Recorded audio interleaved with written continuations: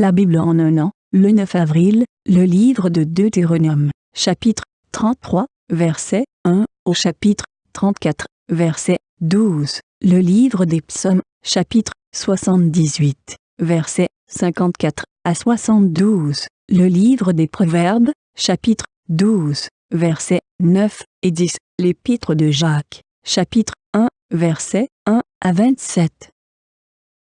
Deutéronome, chapitre 33. Voici la bénédiction par laquelle Moïse, homme de Dieu, bénit les enfants d'Israël avant sa mort.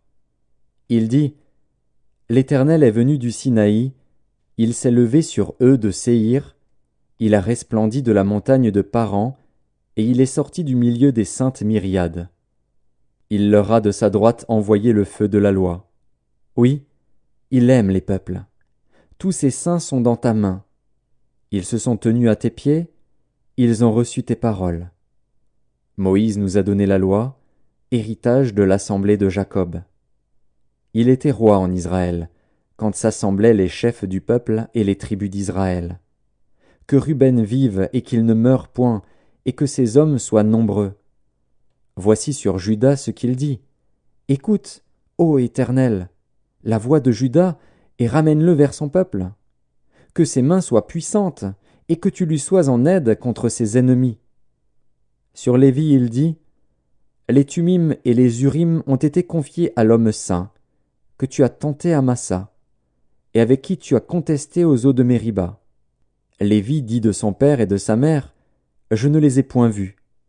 Il ne distingue point ses frères, il ne connaît point ses enfants, car ils observent ta parole, et ils gardent ton alliance. Ils enseignent tes ordonnances à Jacob, et ta loi à Israël. Ils mettent l'encens sous tes narines, et l'holocauste sur ton autel. Bénis sa force, ô Éternel. Agrée l'œuvre de ses mains. Brise les reins de ses adversaires, et que ses ennemis ne se relèvent plus. Sur Benjamin il dit, c'est le bien-aimé de l'Éternel. Il habitera en sécurité auprès de lui. L'Éternel le couvrira toujours, et résidera entre ses épaules. Sur Joseph il dit, son pays recevra de l'Éternel, en signe de bénédiction, le meilleur don du ciel, la rosée, les meilleures eaux qui sont en bas, les meilleurs fruits du soleil, les meilleurs fruits de chaque mois, les meilleurs produits des antiques montagnes, les meilleurs produits des collines éternelles, les meilleurs produits de la terre et de ce qu'elle renferme. Que la grâce de celui qui apparut dans le buisson vienne sur la tête de Joseph, sur le sommet de la tête du prince de ses frères. De son taureau premier-né il a la majesté. Ses cornes sont les cornes du buffle. Avec elles il frappera tous les peuples, jusqu'aux extrémités de la terre. Elles sont les myriades d'Éphraïm, elles sont les milliers de Manassé. Sur Zabulon il dit, réjouis-toi, Zabulon, dans tes courses, et toi, Issachar, dans tes tentes. Ils appelleront les peuples sur la montagne. Là, ils offriront des sacrifices de justice, car ils suceront l'abondance de la mer et les trésors cachés dans le sable. Sur Gad il dit, béni soit celui qui met Gad au large. Gad repose comme une lionne, il déchire le bras et la tête.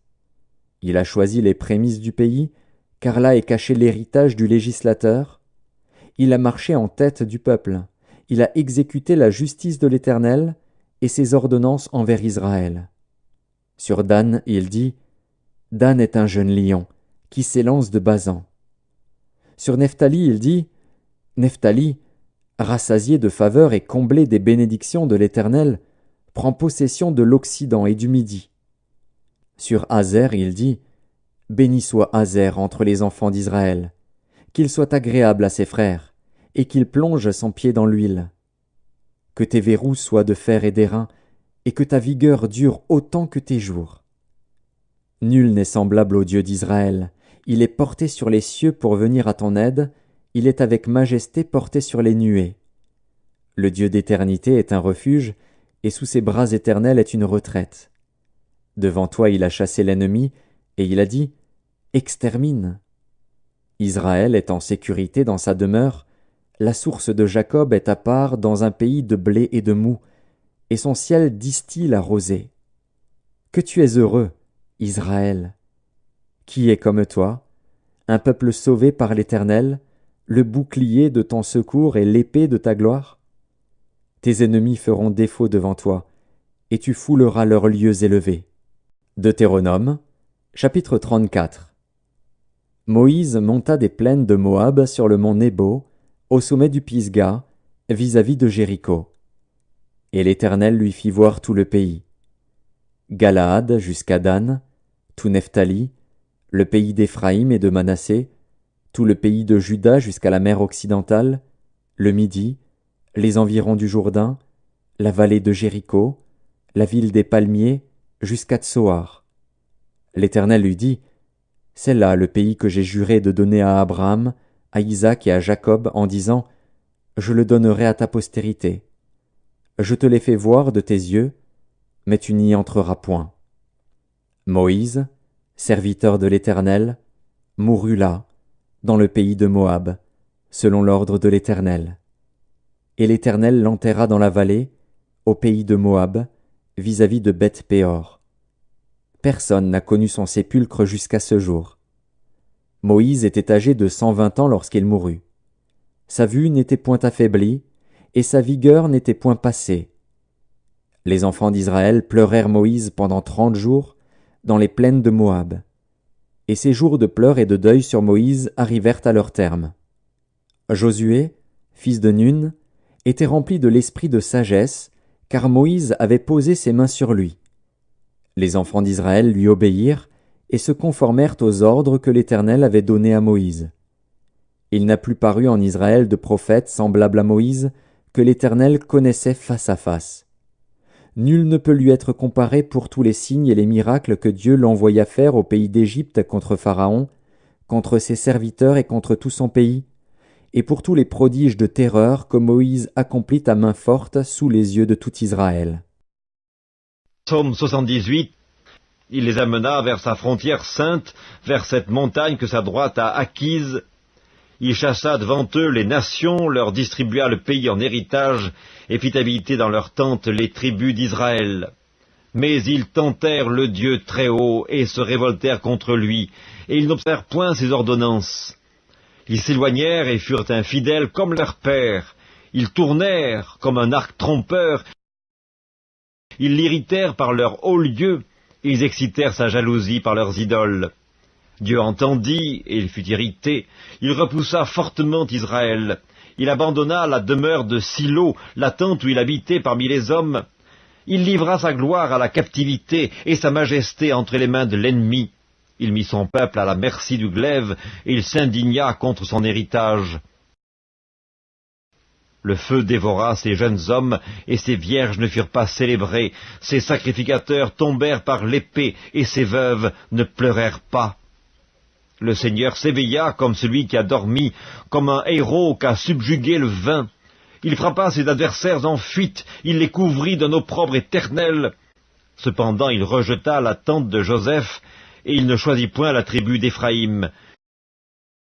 Il préféra la tribu de Juda, la montagne de Sion qu'il aimait, et il bâtit son sanctuaire comme les lieux élevés, comme la terre qu'il a fondée pour toujours. Il choisit David, son serviteur, et il le tira des bergeries. Il le prit derrière les brebis qui allaitent, pour lui faire paître Jacob, son peuple, et Israël, son héritage. Et David les dirigea avec un cœur intègre, et les conduisit avec des mains intelligentes. Livre des Proverbes, chapitre 12. Mieux vaut être d'une condition humble et avoir un serviteur, que de faire le glorieux et de manquer de pain. Le juste prend soin de son bétail, mais les entrailles des méchants sont cruelles. Épître de Jacques, chapitre 1er. Jacques, serviteur de Dieu et du Seigneur Jésus-Christ, aux 12 tribus qui sont dans la dispersion, salut. Mes frères, regardez comme un sujet de joie complète les diverses épreuves auxquelles vous pouvez être exposés, sachant que l'épreuve de votre foi produit la patience.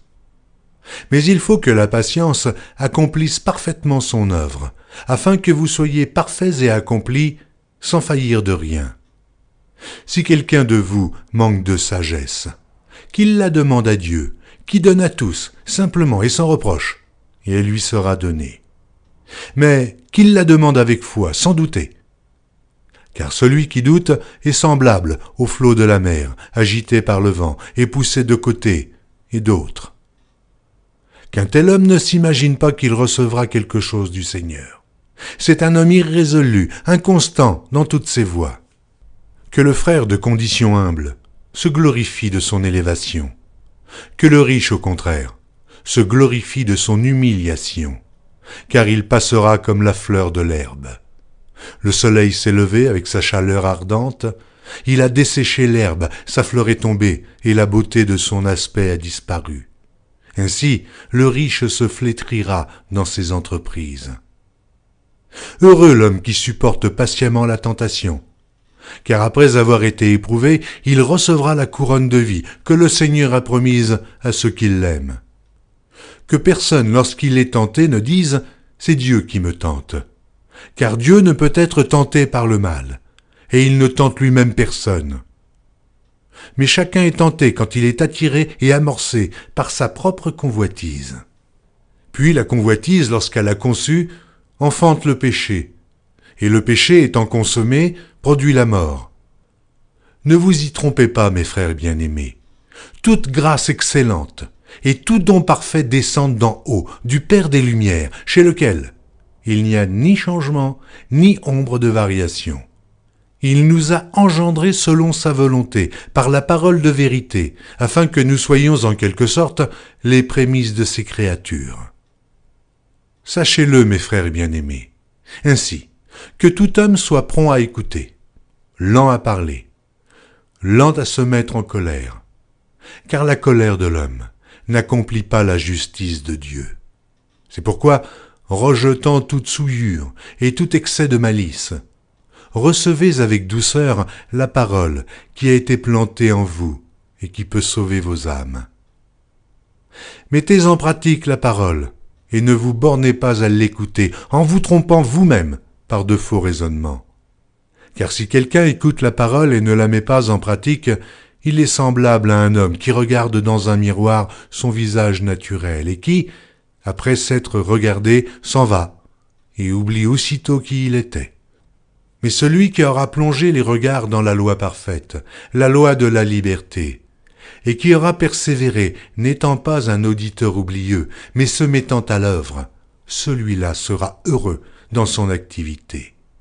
Si quelqu'un croit être religieux, sans tenir sa langue en bride, mais en trompant son cœur, la religion de cet homme est vaine.